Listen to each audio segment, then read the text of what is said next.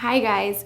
So this is something that I'm really excited about sharing with you this week, which is, I know we talked a lot in the past year about images and what it means to get to the bottom of the image of what you're saying, to really be clear on inside an impulse you have to write. Usually there's an image, and that's why we care so much about impulses in our writing. One thing that I've been really excited about lately is discovering an image for each act. Or if it's a novel that you're writing, discovering an image for each movement of your novel, for the first 100 pages, for the second 100 pages, and to really start to, when you look at breaking story, start to look at breaking images and finding out what that image is that's at the end of Act 1 that everybody is working towards.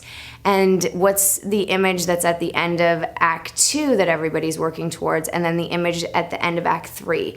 And rather than putting, you can do the, whatever it's called, the shaving the cat or the save the cat thing, where you mark out your whole story with the cue cards and it's very mathematical, but I like to work with writers in terms of having them do an image outline. And so once you start to discover what those images are in your screenplay, at the end of Act 1, at the end of Act 2, start to outline them on your wall if you do that with cue cards, and really get clear on what each image is, and if there's anything that's blocking the image. Are all of the scenes in the act working towards that image? What you want to do is, once you discover what the quintessential image is at the end of each act, or the inevitable image is something that, like Aristotle or Robert McKee would say, once you know what the inevitable image is at the end of each act, what you want to do is start organizing around it. That's what rewriting becomes. It becomes the tension around the image. So you're rewriting towards each image. And Aristotle talks a lot about this tightening and untightening the action. Like, you're screwing it in and then you're releasing it as the act escalates. So you're moving towards this image and you're tightening around it, and then you're stepping away from it. You're moving towards it, you're moving away from it.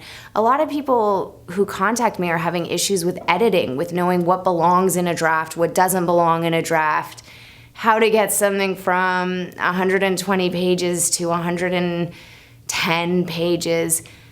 I would say that the best thing you can do is to really get clear about what each image is at the end of each act, and then work towards that image in your rewriting and organize. So if something isn't supporting that image, releasing it.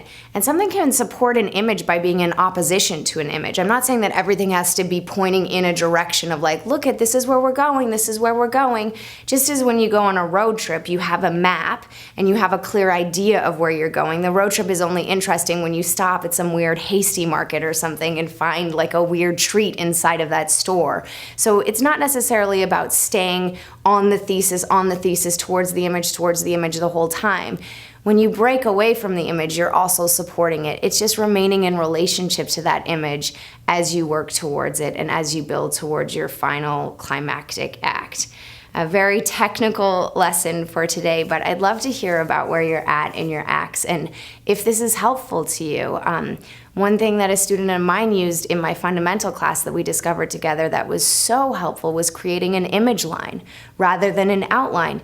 And what I discovered with her draft is that it was actually much more muscular than some other rough drafts I've looked at, because the images had already been established. So it's a really interesting way to approach your work. It's not just about any image, it's about the image that reveals your story. It's about images that make us feel things, and a lot of the times those images are sort of lodged deep in your subconscious, and finding them is your job. All right, thank you so much for watching this video. Bye.